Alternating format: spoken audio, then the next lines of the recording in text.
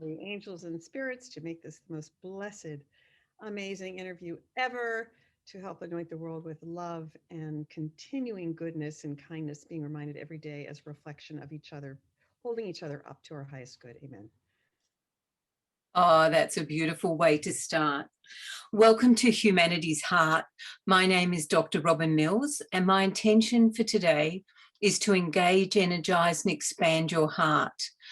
I'm excited to introduce my special guest to you and to myself today. DEVO CUTLER-RUBENSTEIN has a passion for storytelling and artistic expression. She's a writer, an educator, a producer and a director. And she's currently CEO of She's currently CEO and resident of Noble House Entertainment. Did I say that right, DEVO? I might have dropped off a P. It's actually a president. I don't know. I've dropped off a P. I have. She's currently CEO and president of Noble House Entertainment, and she's underpinned by her creative comedian. This is going to be an exciting and fun show. Hello, DEVO. So nice to meet you, Robyn, and what a great introduction. I appreciate that. And I think in our mistakes, we get to know each other better. Resident and president, it's just a P. That's all that's missing. It's just a P. President in my own company, you know, and there's a resonant tone and a resonant. It's wonderful. I love it. I think the mistakes are wonderful because they lead us to new territory, right? New terrain. Yeah, they do. Mistakes are great moments for learning. Mistakes are great moments. What an incredible, extensive career that you've had, DEVO. When I read through your bio, I was just amazed by what you've managed to achieve. Oh, thank you. Well, I think I was very driven since about 4 years old. I mean, I didn't have any that I know life-changing experience at that early age. I just remember looking at a bird on the grass and feeling connected to everything and thinking, oh, it's all here all the time, but it's also very precious and could be gone in a second. I mean, I think I lost some, like all of us, pets early on, and some of it by my own hand. I had collected a bunch of frogs and I was so excited. So I did a DIY project where I built my own little pond, and I didn't know how to mix cement. So I just said, okay, I'll add water, and I put the cement in the pond, and I thought, okay, done. I'll put in my tadpoles. I didn't know you had to wait for the cement to dry. Just like, oh, no. No. Anyway, that was a good lesson. You have to wait for the cement to dry and read the instructions. I'll have to read them too if you're too young to read. Oh, those poor little tadpoles. I know. I feel forever. We all have that, right? That there's some little thing that we did unwittingly to humanity or an animal, and it kind of, I think those little scars are good though, because they're, they resonate back and remind us, okay, this is what's good and this is not so good. Absolutely. The wound is where the light gets in. Someone said that. I'm not quite sure who. Yes, actually Leonard Cohen, he said the crack lets the light in, and people I think may have used it earlier with the word wound. So yes. Excellent. Nice to make your acquaintance, Robyn. I was so impressed with your song. I hope we do get a chance to sing it together because it's such a lovely song, and it reminds me of something I also wrote that is in the same kind of category, which is, my dog is going to be barking. I don't know if it's distracting. I will. It's okay. It's fine. Yes, okay. All right. Thank you. Well, let's sing the song. Jumper, you're going to calm down. Okay. So I'll sing it the first time for you, so you get the essence of it, and you can just join in, and we'll do maybe 5 rounds. How's that sound? Yes, because it's a repetitive thing, and if I riff off of it or harmonize or whatever comes to me, I'll just go ahead and do it. That is great. My heart, my open heart beats love for all the people in the world. My heart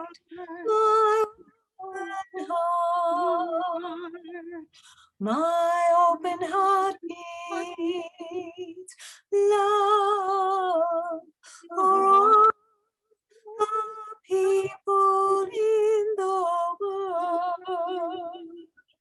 My heart,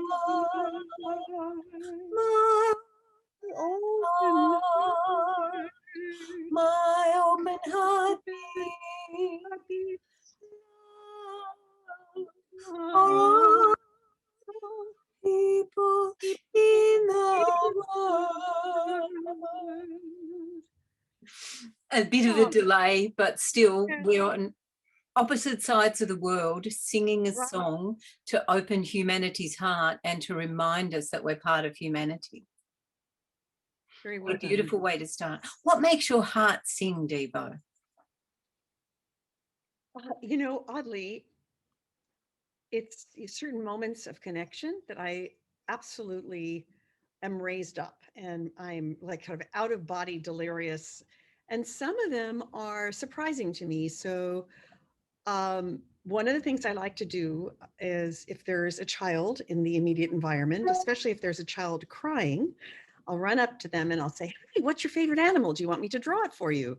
And then they'll say, "I don't know." And if they're very young, they'll ask their mommy, but they'll usually say, "Oh, giraffe or shark or whatever." And so I have a little sketch pad and I'll quickly draw it and I'll say, "What's the animal's name? And what is the animal surfing or skateboarding? Is it night or day? Is it a boy or girl?" So I involve them in some choices because invariably kind of my commitment is to shift perception and to have empower everyone about the choices. And then I get their name and I put that at the top. And then I say, you know, whatever the name is, Giraffe, you know, wants you to know that you are so loved. Oh, You know, that's you rock. Yeah. And so the kids, like, they love it. It's surprising to me. Some stranger has reached out to them and is hugging them through this painting and they get all excited. So that makes me happy. And I've done that all over the world. And that was one of the things that made my husband happy. My husband died about 1.5 years ago. So it was fun. And I loved singing with him and making up songs. We just, wherever we'd go, we'd, you know, be on the subway and whatever. It was just really fun. And I like tell me singing and about making him. up songs. Tell me Scott. about him. Oh, you're so sweet because that will open my heart. Well, Scott was also a writer, but a much more natural writer than me. In other words, I think he was born a storyteller. I had to work very, very hard over a lifetime to recognize my my skills or to gain a sense of mastery. But Scott was amazing. So he wrote for Star Trek: The Next Generation, Marjorie. He wrote for MacGyver, Night Court, Cagney and Lacey, a whole bunch, about 30 shows. He was story editor on Star Trek, and a number of those shows, including the uh, Jane Fonda show 9 to 5. And he was just an extraordinary man. I mean, he was an accountant. He was voted funniest CPA in LA. And he and I kind of stumbled on improv about 3/4 of the way through our relationship and fell in love again in Wisconsin at the Viola Spolin, was Paul Sills improv retreat there. And so he and I did a lot of performance. We tried to do shows that were relevant as well. I was a Democrat and he was a Republican in the fictional world. And we would make up scenarios about like trying to get to the voting place on time. And I, as the Democrat, would, somehow throw all these obstacles in the way so that he didn't get to cast his vote. And he said, well, that's fine. Our votes would have canceled each other out. And I said, oh, no, I voted early or whatever. It was just, we would just have a lot of fun. And we wrote a lot of stuff together. He co-wrote and I directed a number of projects. And loving, interesting guy. No relationship is easy. He was uh, just a brilliant writer and a loving humanitarian. What can I say? We did that little exercise in relationship where you kind of write down what are your priorities and what are your values. And Yeah. I thought he would say writing or poetry, and it came down to service, that he was all about service. Oh, And I thought, wow, it's surprising sometimes because you don't really know what motivates people. And he really was a very humble introvert normally, but an extrovert, when he was given a chance. It's So really that's, beautiful how introverted people can become in the film industry and in writing, that somehow you touch another part of yourself that is able to express where the introvert really wants to be within. yes, exactly. Exactly. I think that's a really good point. I think we're all, I mean, I consider myself an introvert, but my husband would laugh because, of course, he loved that I had the right thing to say to strangers everywhere. Yeah. But I also know there's a degree of shyness, and it takes a lot of courage to sit and write anything, and to be able to face the truth and acknowledge and transform what you experience as demons or fear. And I think that's the writer's job, is to go into, we talked about the light coming from the crack, but actually to dive into the crevice of human Yeah. detritus and sadness and anger, and to exploit it for an artistic expression that connects us. It connects us all and heals us one story at a time, hopefully. So it's a powerful tool. Being an introvert, my daughter's an introvert, but she's also very expressive and runs behavioral health division, helping people. And so she's able to get in front of people, but she was always very nervous, a little bit like Katharine Hepburn, who would always, I have been told that she would throw up before she would go on stage. So Oh, wow, I didn't know that. yeah, so people come alive, like Marilyn Monroe, introvert, came alive in front of the camera. So I Yes. come alive in front of the camera, but I also come alive in person.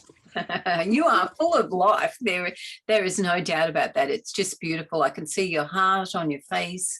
Oh, You're just glowing in a really beautiful way. And when you speak, it comes from the heart. It's so beautiful. well, thank you, Robyn. And so for you, what do you, I'm sure you've spoken about on your show, but what makes, I mean, for me, obviously writing and dancing and the expressive arts makes me sing, and connecting with people and helping people. I'll get back to it in a second, but I also have an aspect of myself that I haven't quite figured out, other than it's a healer. I'll just see somebody. I call myself a street light worker, because I'll just see someone, either they'll fall in front of me or I'll see they're in pain and I will go to them, and I literally feel called, and suddenly I'm not present, and I just say, hey, do you have a couple minutes? Let's see if we can fix this. And they go, oh, I'm not in pain, so something comes through, either in my Yeah. art or teaching, or in these moments where I'm given an opportunity to bring in some form of universal healing energy, which I think we all can do. I mean, not to sound too California, but yeah, I'm shocked by it, and that makes me really high. Like I am flying like a kite after Yeah. these moments. It just is sobering, actually, that we can help each other this way, and we don't do it more often. And when you're connected to someone in that instant, in that instant when someone needs you and you can be present to them, there's the joy that you get from that moment. They change you in a way. You're stepping out to help them, but you leave changed. Yes. Exactly. It's not, I mean, people would say, oh, you're doing it for them. It's not, because there's an energetic exchange that goes on. Yes. So by healing them, I heal myself. And so, as an example, and I didn't get you to answer your question. I hope we can learn a little bit about that too, what floats your boat. But as an example, for me, when I was diagnosed with breast cancer many years ago, I asked myself, what's scarier than cancer? I said, oh, stand-up comedy. And so for me, taking, following myself with a camera, or having people follow me, and learning the skill of stand-up comedy, because I wasn't funny, I couldn't tell a joke. It gave me something to do to help others, to lift other people. And people did come up to me and say, I have a lump. I'm too scared to go see the doctor. I said, oh, come on, just check it out. It's probably nothing, 10% chance, or even less for you, And so I feel like that was a calling for a while, to be able to do inspirational speaking, to do the comedy, to write the comedy. And certainly it was helpful for me to learn more about myself and through others. And yeah, so that led to a short film called Not Afraid to Laugh. And so people can look that up online if they want. And also I built a website called breastcancertoolkit.com. So that was, again, to be of service and to think about something more than myself was very helpful. And what is your website for people to go to see your incredible CV, bio? all the things that you do and who you are in the world, where could they go for that? You know, at the moment I'm building my bio, and eventually soon, shortly, it'll be DEVO CUTLER-RUBENSTEIN. But for the moment, if they want to check out, I wrote a book called Dating Your Character. And so there's a website called datingyourcharacter.com. I co-wrote that with 2 literary managers. And so Dating Your Character, it's a sexy guide to to writing for, screenwriters and television. And so it's a whole process using prompts and examples to get people to write more compelling, memorable characters and to actually build their story based on character wounds and flaws. So datingyourcharacter.com, there you go. Now, you've just been commissioned to write something. Would you like to talk about that? You are so sweet to remember that and bring that up. Yes, I'm actually very excited. I was noticing how I was having a lot of fun on the internet, engaging on Facebook and in other forums, as finding out what people did to keep themselves sane during the COVID crisis, during our pandemic. And that led me to take some seminars. And out of one seminar, I met a wonderful woman who runs a publishing house called Itty Bitty Publishing. So Itty Bitty Books. They're short books. Most of them are informational or how-to self-help type books. And so we got to talking, and we were exploring some ideas that I might write. And so we came up with, Dear God, This Is Not Okay, 15 creative hacks to heal COVID trauma. Oh, I love it. It's such a great title. And I wonder what the hacks are going to be. Yeah, me too. But I started, actually started, interestingly enough, I thought, how am I going to get into this? I've been, saving articles and talking to people. And whenever I'm in it, have a Zoom room, I say, well, what did you do? And a lot of it's knitting and cooking and gardening and different things that are healing. And so I've been keeping that, but I started last night just thinking, if I were to write a keynote speech, there's this keynote thing that I don't know anything about on my computer. So I started just preparing what might be a keynote talk, and that was helpful for me to organize at least what my ideas are going into writing the book. And then Itty Bitty Publishing has this amazing template that you follow. So I feel like I'll have someone holding my hand through the whole process and asking me questions to excavate whatever wisdom I might share. So, and my daughter, my stepdaughter, Sarah Gavin, is going to hopefully help me as an editor. She deals with trauma every day in a struggling community where people are really having a hard time with COVID. So up in Northern California. So I hope to get her feedback, if not her co-authorship, given her the right to not include her name or include her name. It's hard when you're actually out there as a public figure to take a stand or make recommendations, especially in the medical field. I know when I first made my film, Not Afraid to Laugh, I didn't put it out there for 16 years because my boobs show. And I thought, oh, I'm an executive, a producer. What if somebody takes it the wrong way? And so I was timid. This is where that shyness introvert thing comes in. I mean, certainly people are timid to show mostly parts of themselves, but I'm really happy I put it out there, and people have written and said that it's helped them, and it's not all funny haha. It's really looking at what did I experience, and went through. So there's some hard moments, some medical procedures that you get to witness, and you get to see me and my body. Not everything, just, That's amazing. What a beautiful thing to do, to help women in that way. That's, well, women and men. That's absolutely beautiful. Yeah, no, that was a good thing. So that addresses what you say, what do you do to make you feel good? And I do really think that when you can help someone else, it's surprising how your own heart sings, and it's a connective glue. It's not just for the person you're helping. It's really, and people say, oh, I don't want to ask for help. It's like, well, don't you realize it makes the other person feel good from an ego standpoint, from a spiritual standpoint, from a career standpoint, from a learning standpoint, shared wisdom morphs as you share it, So yeah, it's fantastic. Great question. I was thinking about you speaking about COVID, and here in Australia, we've got 0 cases at the moment, which is just phenomenal. And of course, people have whinged a bit about being in lockdown when we had cases, but we never went over 1,000 ever. I know, I know. We're just so lucky. And to Yeah. have been in lockdown, I think we were in lockdown for 90 days or something to eradicate that to the best of our ability. But Right, our it just hearts, dies out. Yeah, it dies out if you don't feed it. If it doesn't have a yes, host, it just goes yes. away. Oh, oh, So we're just devastated to see what's happening in America and England and around the world. It yeah. just breaks our hearts. So to be living it, you to be living it. It's it's just shocking. I mean, I would walk my dog, who you hear barking, in my neighborhood, and there was this lovely guy who I didn't know, but he was so kind, and he'd walk his little dog Ginger, and I just read in our little local paper that he died of COVID, like mm, 55 years old or something. It's like, what? I hadn't seen his little face, and he always made me happy just to see him. So yeah, that actually pains me. My heart hurts thinking about, yes, wow. yes, And last night I just heard about somebody else, a father who had died. So I guess, we have to move on from blame and what could we have done differently. But yeah. I think it's important to learn the lessons. And I'm very lucky.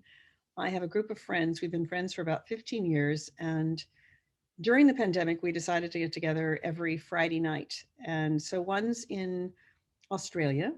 He's Hmm. also a UK member. He's in New York right now shooting a film, but he's in Australia. And one is in Argentina, another in Mexico, another in Canada, and then myself in the US. And we talk about what's going on in our various countries with COVID and politically and how we feel. And we also dressed up in very silly outfits to make it entertaining. So we'd have a theme every week, like pirate theme or, you know, uh, so I did know about Australia. He was very clear about the whole way through about what you all were doing down there and how effective it was being. And then my friend in Mexico, a writer and a producer who works mostly in the soap opera area and is now transitioning to be a consultant of sorts, an insider tip consultant.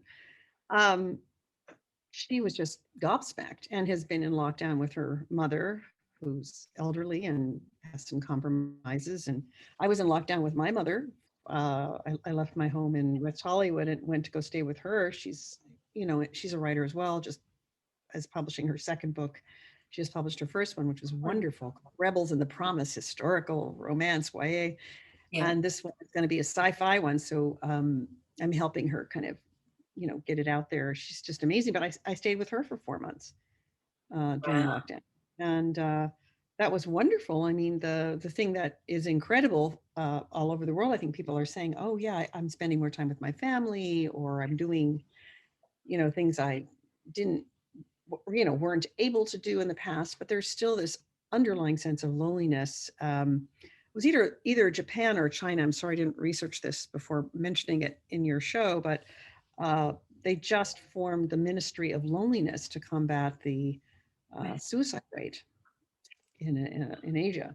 Yeah. So there's yeah, I mean, I have a new friend that I met through Facebook who was in the UK, and his, sadly, one of his friends just chose to check out because of he did not feel a sense of hope, which is just like crazy. I mean, of course there's going to be a change here. And of course, I just, that's the thing that I mean, I have gotten very low after my husband passed, and I got very low uh, during our marriage at different points, which I could talk about. But I also got low during breast cancer. There are different times in my life where certainly I felt that low, like God take me now. This is like I can't handle it. But I reached out, or I was able to pray about it, or you know, visions or whatever came to me. It's kind of been sort of phenomenal, those moments, what has happened to intersect or intercede on my behalf. I was very, There very is happy. hope. I mean, there's always hope, isn't there? And when you check out, you take away that hope. You take away possibility. But what happens is people get stuck in the idea that there isn't any possibility and there's absolutely no choice. And yet you know, a couple of months down the track, choice shows itself. And I know. sometimes it's a better opportunity than you might have felt devastated about earlier. And you have Well, to hang on in there to wait for the opportunity, to wait for the healing, to wait for possibility to come.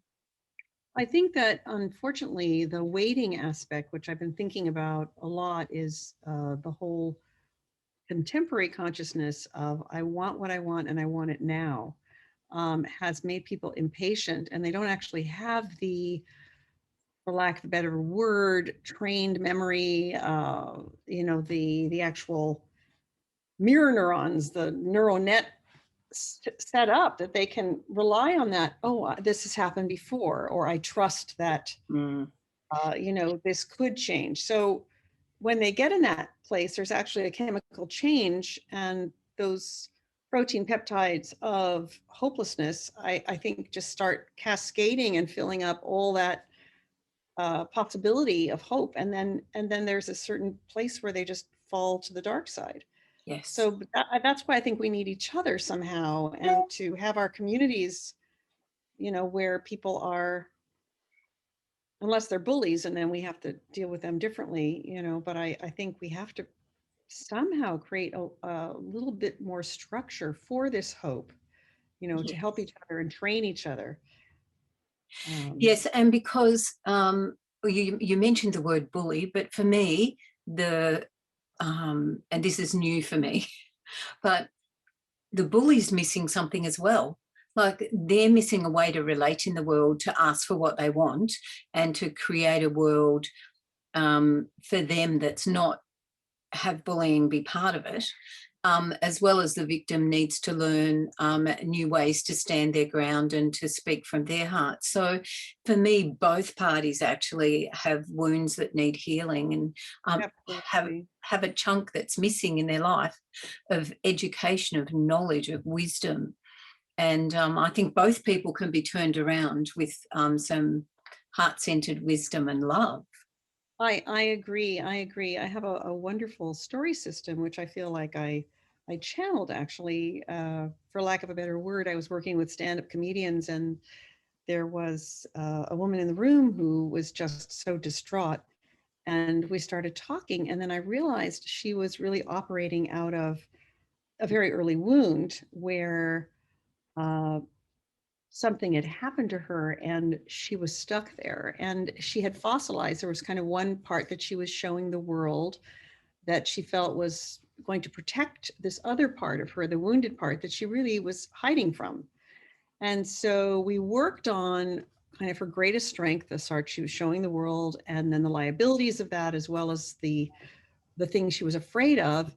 And then boom, a purpose, a life purpose came out. So it was really about not having a choice. So she felt she was either, so wounded she had to hide from everyone, or she had to be this kind of sassy person to push people away. And so once we worked on that, and then we came up with this sort of what her, clarified what the dual nature was that was kind of making her reactive and controlling her actions, then a third part came out of the triangle that she could utilize as actually the purpose. And in her case, it was she wasn't mothered.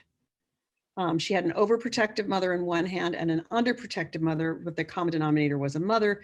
If she got on stage and made us aware of her trauma, but in a way that was kind of funny and comedic, whatever, and then her career just took off. So then I thought, wow, this is gold, is to be able to try to, work with people to get at what I call the dueling masks that drive their behavior, which is born of a wound, and then to use the magma of the wound really to inform their life purpose and their art. And it was, like Jodie Foster. I don't know if you remember in Silence of the Lambs, she was terrified of being vulnerable and worked out of the logical side. But the very last moment when she's in that place, she actually has to be blinded to feel her intuitive side. And then she's can have a choice to use logic when it's appropriate and intuition when it's appropriate. But then there was a third thing, which was what? To be a warrior. Yes. So an authentic warrior. So So it's really been fun looking at story and people's lives and careers through that template, and then being to help them to utilize their own lives and themes in their work. It's been, and then because art should be healing for the artist and for the world without necessarily being, aware of it. We do that anyway. But I wanted to bring a little more awareness and choice to those personal themes. And the authenticity, when you tap into that experience or that part of yourself that you feel is flawed, that's where the authenticity comes from, doesn't it? You're actually able to be true to that scenario, that scene, that expression of yourself, because it's the truth. And there is that aha moment too, because people say, oh yeah, right, let me do this exercise and blah, blah, blah. And then suddenly, a student will go, oh my God, that's true. And you see their bodies actually get it. It's like, wow, that's really true. And there's sometimes like a word or a phrase that's associated with it that comes out that they can turn all these different ways, like a kaleidoscope becomes a metaphor for that they can use for their characters, for their work as actors and directors. It's just fun, so and it doesn't mean it's always true, because we're always changing. So it doesn't mean like you discover this and it doesn't morph and change or transform as you grow as a person. Do you feel like you're similar to what you were 20, 30 years ago? Oh, no, nothing like right? it. Absolutely nothing like who I was and who I've become and who I'm going to be.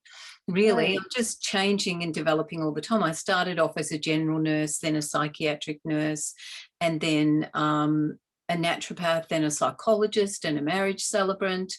And now what I'm doing now, interviewing people, it's just ever evolving. And when it evolves, sometimes when something stops, you're devastated and you're thinking, oh, what did I do wrong? How did that stop? Now what am I going to do? And then all of a sudden a beautiful door opens and you go, can I do that? I'm not sure if I'm capable, or if people will accept me in that role. Stupid, really. And then you open that door and just something really beautiful happens and you grow into whatever that new place is. Yes. It's true, and we have so much potential to grow, and I think a lot of times we are, stagnant because we're afraid or we don't think we can do something. And really, there's so much that we could do, and with help, you surprise yourself. I mean, I just went back and got my master's.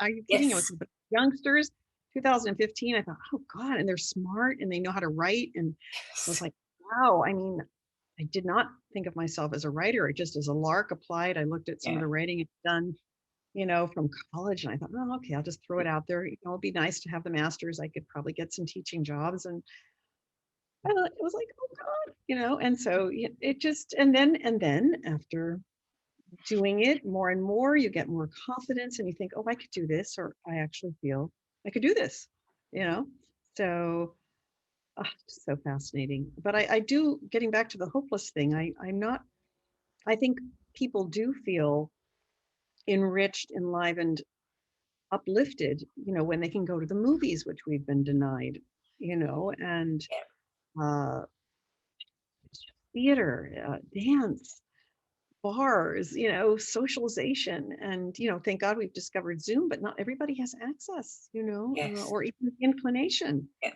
to know what to do. It's that connection, isn't it? And I think COVID is teaching us that we need to be connected. We want to be connected. And as humans, that's what we're here for, to be connected to others. Yeah, I think we're pack animals. I do. I mean, Yes.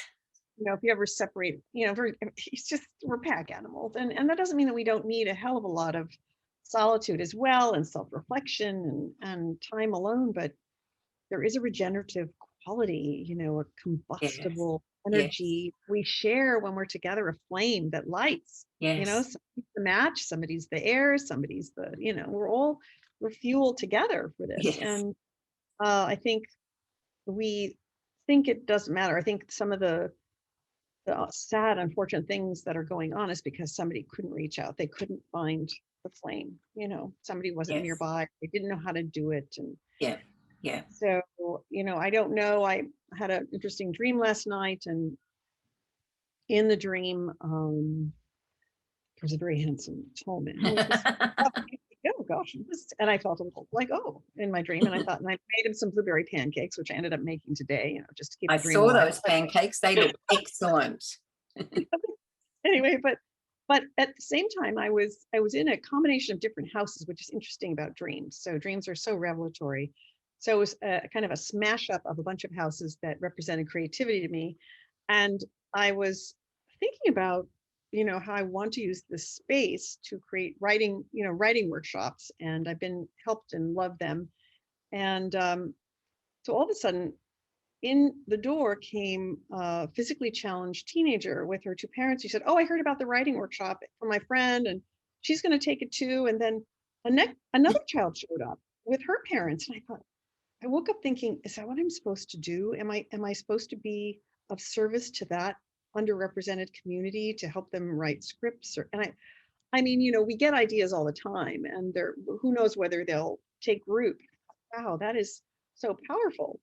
Yes. To be able to have our dreams speak to us that way, to connect with us, ourselves connecting with selves, and then to try to take that creative material and say, oh, maybe there could be a workshop, or gee, that's true. I was really affected when I saw, it was called wheelchair basketball. I love basketball. And I was really affected when I saw the wheelchair ballet, and I thought, gosh, that really moved me.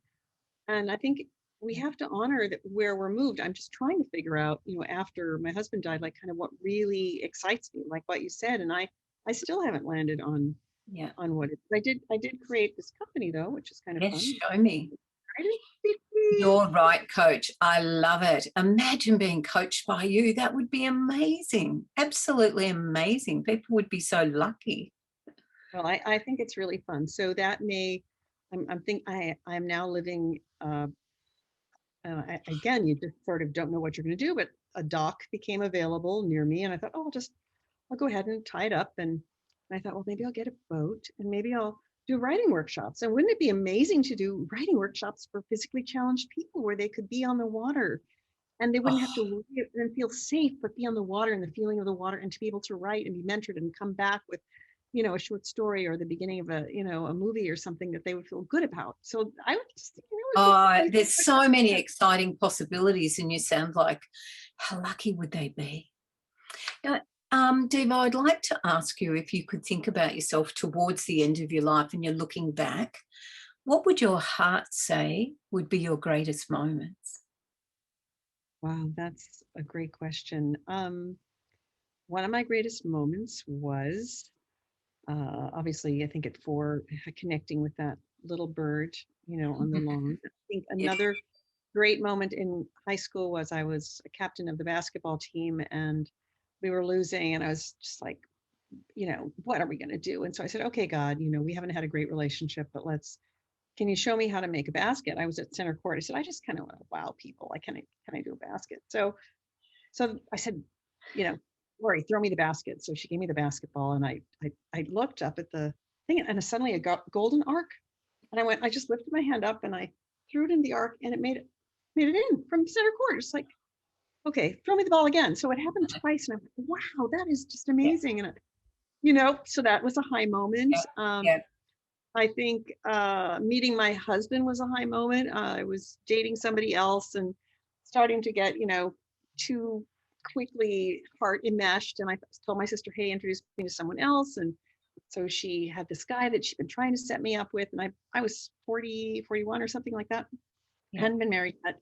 And so I was at the Improv, and it was a fundraiser for the Women's Bosnian Relief thing, and my sister was on stage doing her improv with her group, and she was on stage. She kept pointing behind her, and I said, oh, I'm sitting with my then boyfriend. I was like, oh my God, it's like, all right, okay, I'll get this together. And so I looked behind me like this, and as I looked at Scott, literally I saw this lightning bolt, and it, like, my reality split, and then I went, I'm in trouble. I'm in deep trouble. Not only folks say, how much it cost for me to put that together.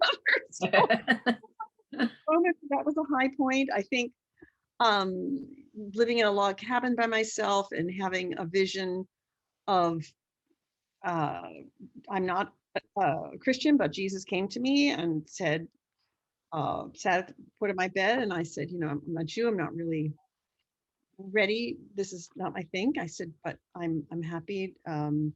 Thank you so much. And then a big white light showed up, and then I kind of was dropped. I said, okay, what am I here to do? And I was 23 or something, and I heard this voice, wherever it comes from, you're here to move houses. And I thought, thanks for giving me a metaphor I totally don't understand, And so it took me about 10 years, but then I realized the idea is move how if the image was of me putting my feet on a house and moving it off its foundation. So so I thought, well, that means that I'm supposed to change people's perceptions. In other words, there's a house that's built on a foundation, a belief system, a value system, and I'm supposed to shift it, not destroy it, just shift it. So that kind of was helpful. And again, is this my own mind speaking to me? Is this, and then, yeah, I've had a number of visions. Another time I was feeling like, oh my gosh, I don't want to live. I can't, Scott and I tried to have a kid. I couldn't. He didn't want to go further. I have stepchildren.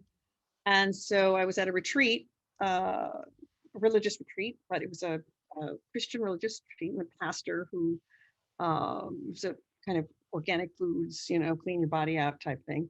And you go alone and you rent a place and you clean out. So I said, I'm just feeling incredibly depressed about this issue. And she said, well, just go to your room and get in touch with the feelings and feel the feelings and see where it takes you. So where it took me is I just didn't want to live. I really didn't want to live. I was so depressed. And so I thought, well, I just threw myself on my bed and I said, God, just take me now. I can't imagine surviving another moment without having a child. Suddenly, in that moment, the room filled with this kind of white, feathery luminescence, the entire room. And I went, okay, so there's three choices. One, I did die. Thank you, God. No, not really. Thank you, God, but I did die. Yeah. I don't know how I feel about that. Two, I've gone crazy, which, that's possible too. Three, maybe it's an angel, kind of feels like an angel, what I imagine an angel feel like. So I said, okay, let's go with number three. So I asked her, I said, so you're an angel? She goes, uh-huh. I said, great. What's your name? She goes, Donna. I said, like, as in Madonna? She says, uh-huh. And I said, interesting. I said, you're obviously here. You have a message. That's what angels do. They show up in visions and tell you things. And she said, yes, I do. And she said, silly rabbit, you are a mother already. You don't need to be a biological mother. You mother the world. I went, oh. So she totally reframed, like we talked about earlier, the sadness that I had and gave me what I call the third point to the triangle, which is this other option, which is, wait a second, I didn't see this. I am doing exactly what I would have done. It's not the vision. It's not the way that I imagined with my little child in the ocean with the orange slicker and her little orange boots and the little boogie board. It's not that. And I have wonderful grandchildren now, through Scott that I adore, and my stepchildren are amazing. So life didn't look or doesn't look like you think it would. And it's not going to. So that's the interesting gift too. It's like this moment that we share right now is not going to look like the next one. So how do we train people to have, again, that hope, that faith, to have the courage to let things shift and change, feel the fear, do it anyway kind of things. Yes. And it's a muscle. It's a muscle that, requires you to work it, and then if you don't have a mother that believes that or a therapist that can help reparent you, I mean, how do we train our community to have that kind of faith? And I like to talk about change, Devo, and say that, when we're conceived, we're two single cells, and within a really short amount of time, we're 4, and then we're 16, and then we're 36. And then in a really short amount of time, one cell breaks off and starts vibrating. It's just incredible. And that vibration becomes the heart, because then it joins with other cells that vibrate and eventually it forms a heart. And if we didn't have change, that baby wouldn't grow to be a baby that was okay to be born. And then, of course, you don't want to stay, 18 inches long. So throughout your life, you're changing and growing. And as we speak, millions of cells have died and been reborn.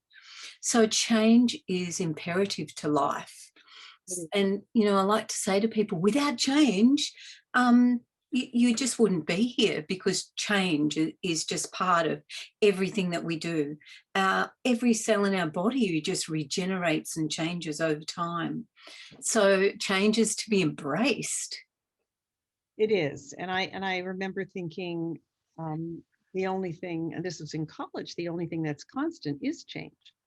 Yeah. So if it is the constant thing, why would we be scared of it? And so therefore we must not be scared of change. If change is the thing that is constant, then what is it that we are really scared of? It's not change.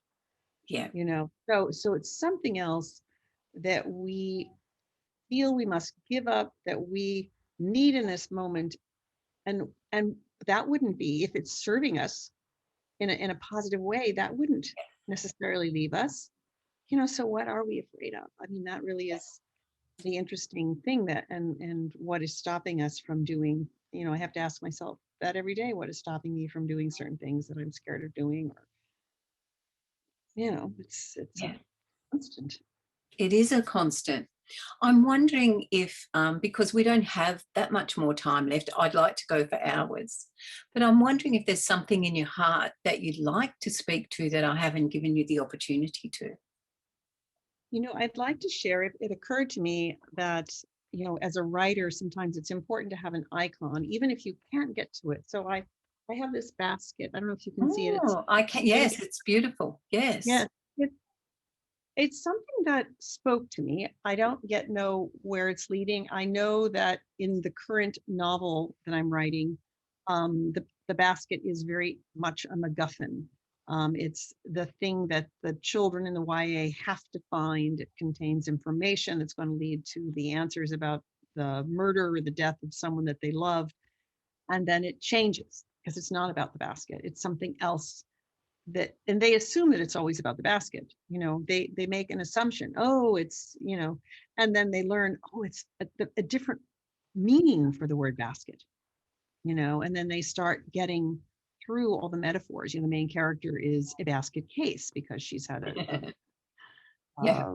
head injury, and then somebody else is the kind of container for everybody else's sadness and emotion and is acting out. And so they just learn to look at the basket as something more than a basket, and then they're able to drive the narrative of the story, which is basically a murder mystery, you know, for kids. And so I will leave you with that idea that as writers, we need ourselves, when we're writing, some form of iconic representation of the truth. So Steinbeck would write down, you know, on a piece of paper, what was it that he felt, his own log line. It wasn't necessarily a marketing log line, but a log line that represented. So I would say there's kind of three different log lines, and this is a pitching thing that I want to share. First one is the one that you write for yourself. You know, what is your story about? You know, and you can do this for your life. What is my life about, right? Yeah. And the second one is, in order to magnetize the right team or the right characters, what is this story have to it that can communicate and connect with others? And then the third one is, when you do have a finished product, creating some form of professional log line that will be sticky or important to bring in your readers.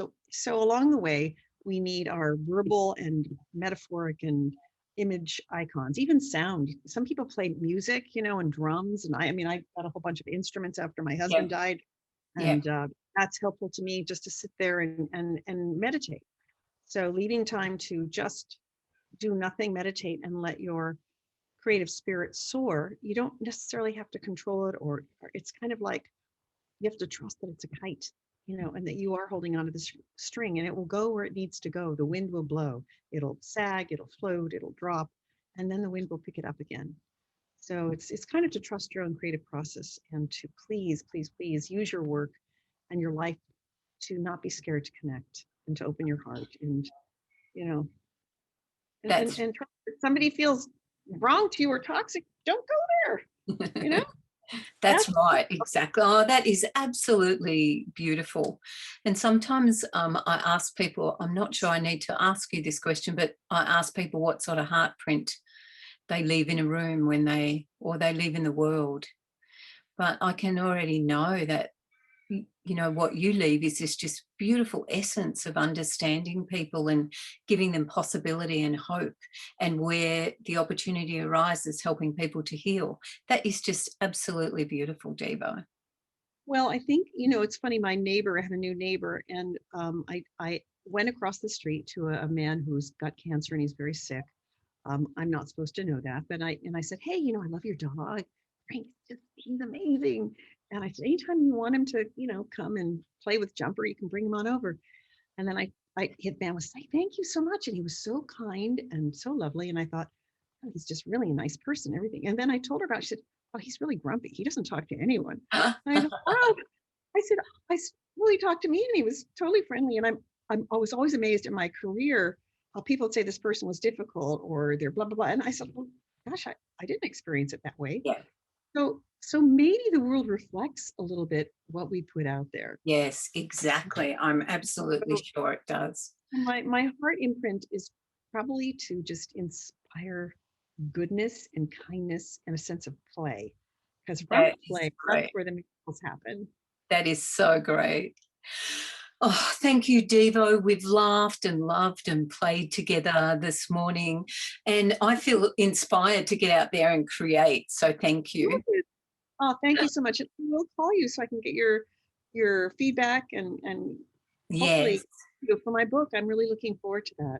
Oh, that'll be wonderful. Would that be okay? Yes, that would be lovely. So I'm Dr. Robyn Mills from Humanity's Heart. I hope today that Devo and I have engaged, energized and expanded your heart. Until we meet again, may your heart beat to the rhythm of humanity's heart. Bye. Bye-bye. Thank you.